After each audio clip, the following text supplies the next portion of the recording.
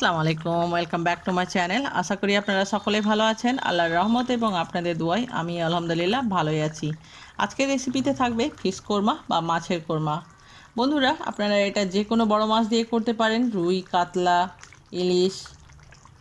তবে আমার হাতের কাছে যে মাছ ছিল সেই মাছ দিয়েই আমি আপনাদেরকে এই রেসিপিটা তৈরি করে দেখাবো। বন্ধুরা, এই রেসিপিটা তৈরি করা খুবই সহজ এবং খেতে অতি সুস্বাদু। তাহলে চলুন দেখা যাক। এখানে নিয়েছি আমি বড় সাইজের 4টা মাছের পিস এবং আমি এটার ম্যারিনেশন করে নিব। তার জন্য দিয়ে দিলাম 1 টুকরো লেবুর রস। তারপরে দিয়ে দিব ঝালের জন্য গোলমরিচ গুঁড়ো। তারপরে দিয়ে দিব স্বাদ মতো লবণ।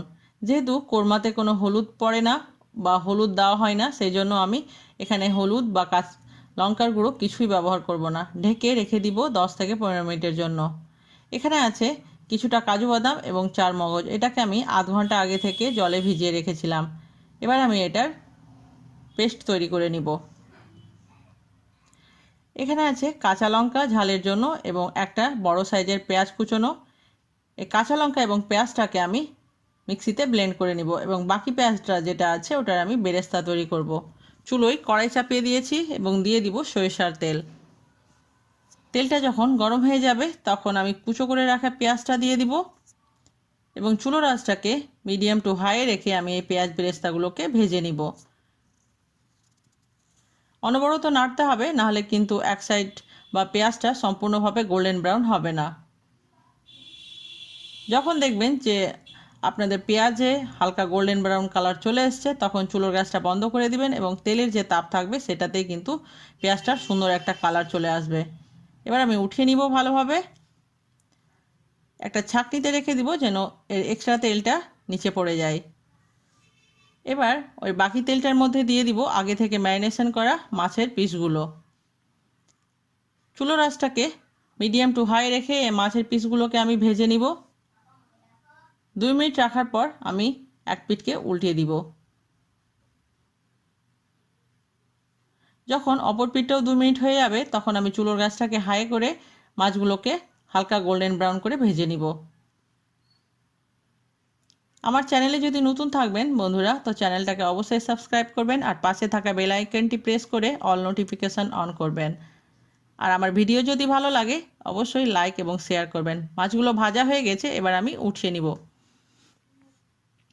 এবারে বাকি তেলটাতে আমি দিয়ে দিব ফোড়নের জন্য 1 টুকরো দারুচিনি।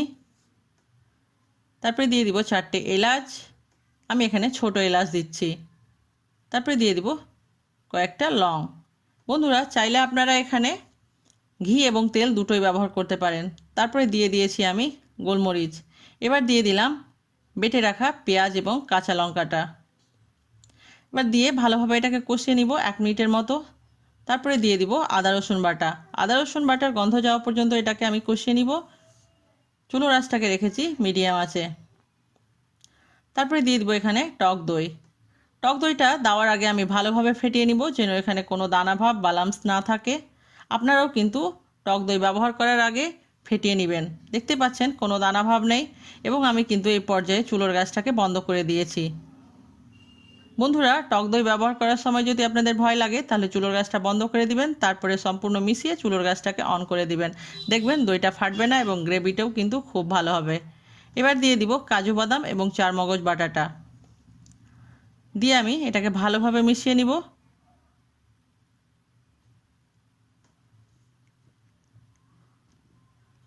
ভালোভাবে যখন মিশানো হয়ে যাবে তখন আমি দিয়ে দিব স্বাদ মতো লবণ এবং কাঁচা জিরে গুঁড়ো।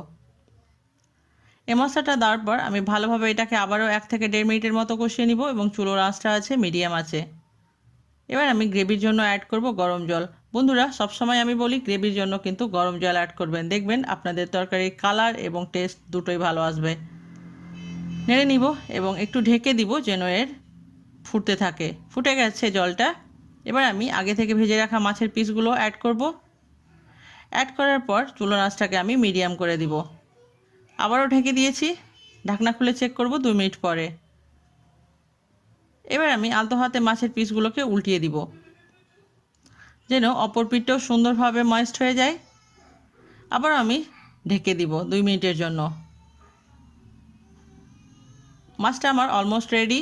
এবার আমি অ্যাড করব আগে থেকে ভেজে রাখা পেঁয়াজ বেরেস্তাগুলো। অর্ধেকটা অ্যাড করলাম এবং অর্ধেকটা আমি গার্নিশিংয়ের জন্য অ্যাড করব। দিয়ে দিলাম গরম মশলা গুঁড়ো। তারপরে দিয়ে দিব এখানে 1 চামচ পরিমাণ মতো ঘি বা অর্ধেক চামচ হতে পারে। এবার আমি যে সমস্ত মশলা অ্যাড করলাম সেগুলোকে আমি ভালোভাবে চামচের সাহায্যে একটু ঝাঁকিয়ে নিব, যেন গ্রেভির সঙ্গেও মিক্স হয়ে যায়। বন্ধুরা, আমার এই কোরমা কিন্তু অলমোস্ট রেডি হয়ে গেছে। এটা গরম ভাত, পোলাও কিংবা পরোটার সঙ্গে বেশ খেতে ভালো লাগবে। আর আমার এই রেসিপি আপনাদের কাছে কেমন লাগলো অবশ্যই আমাকে কমেন্ট করে জানাতে ভুলবেন না। 2 থেকে 3 মিনিট আমি একদম লো হিটে এটাকে রান্না করলাম এবং তারপরে আমি গ্যাসটাকে বন্ধ করে 5 মিনিটের জন্য ঢাকা দিয়ে দিয়েছি। 5 মিনিট পরে দেখতে পাচ্ছেন কত লোভনীয় তৈরি হয়ে গেছে এবং মনে হচ্ছে যে জমে গেছে। এবার আমি পরিবেশন করব। আমার সঙ্গে এতক্ষণ থাকলেন, আপনারা থাকার জন্য অসংখ্য ধন্যবাদ। ভালো খান এবং সুস্থ থাকুন। আপনাদের দোয়াই আমাকে মনে রাখতে ভুলবেন না। বন্ধুরা, একবার হলেও আমার এই রেসিপিটা ট্রাই করবেন, তবে বুঝতে পারবেন যে কত এর স্বাদটা অতুলনীয় এবং খেতে কতটা সুস্বাদু। দেখতে পাচ্ছেন কত লোভনীয়। এবার যে বাকি পেঁয়াজ বেরেস্তাটা ছিল ওটা আমি উপর থেকে ছড়িয়ে দিব। আবারও দেখা হবে নতুন কোনো একটা রেসিপির সঙ্গে। আল্লাহ হাফেজ।